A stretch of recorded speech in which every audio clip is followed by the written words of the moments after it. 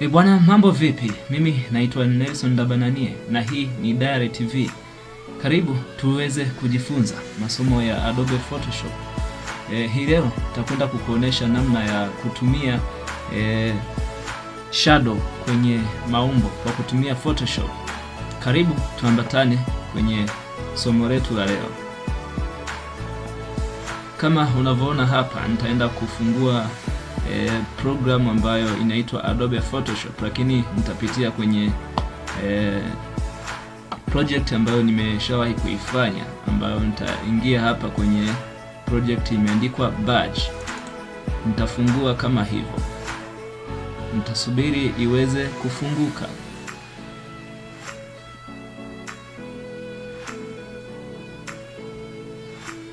Nitasubiri iweze kufunguka. Kama unavyoona nimeshafungua kwenye Adobe Photoshop. Hii ni project ambayo nilikuwa nikifanya kwa ajili ya kuadvertise Chuo Kikuu cha Iringa, kozi ambazo zinatolewa na Unit of Journalism and Media Studies. Nitazima hizi layers ambazo zinaonekana hapa ili tuweze kwenda sambamba, nikuonyesha namna ya kutumia shadow kwenye maumbo kwa kutumia Photoshop. Nitazima hizi layer.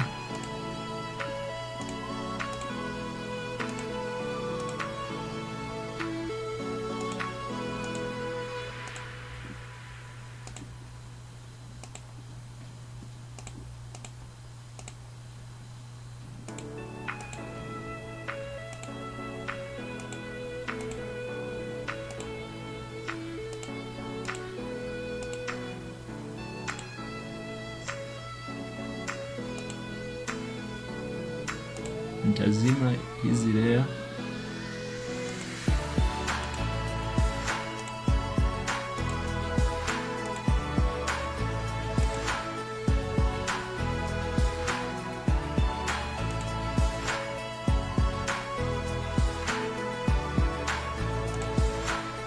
Nitabaki na layer nyeupe ambayo imeandikwa University of Iringa. Nitakachokifanya, nitakuja kwenye hizi tools hapa, nitaenda kwenye maumbo hapa, ambapo nitachagua ni umbo gani ambalo naweza nikalitumia hapa kwa ajili ya kuchora. Nichoree umbo liwe kama background ya neno University of Iringa, halafu niliwekee shadow.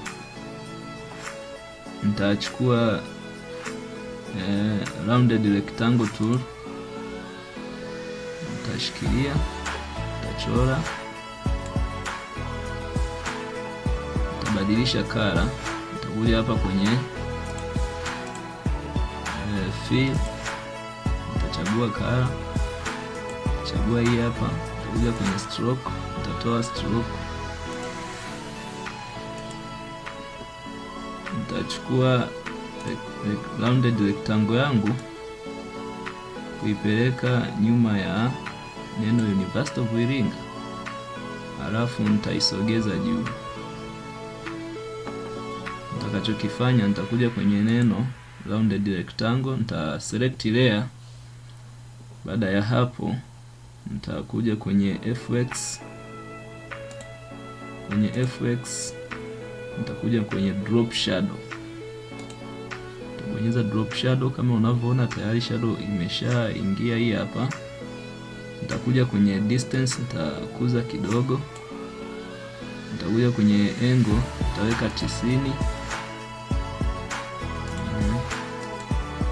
Nitaweka 90 ili shadow iweze kuapia kwa chini hapa. Nitakuja kwenye opacity ili ionekane vizuri. Nitaweza niongeze kama hivi. Nadhani ushaona huku kwenye University of Iringa na umbo lake imeshaonekana vizuri na shadow. Kwa hiyo nikusihi uweze kusubscribe, kulike, kushare na kucomment. Kwa leo naomba tuishie hapa. Tukutane wakati mwingine. Asante.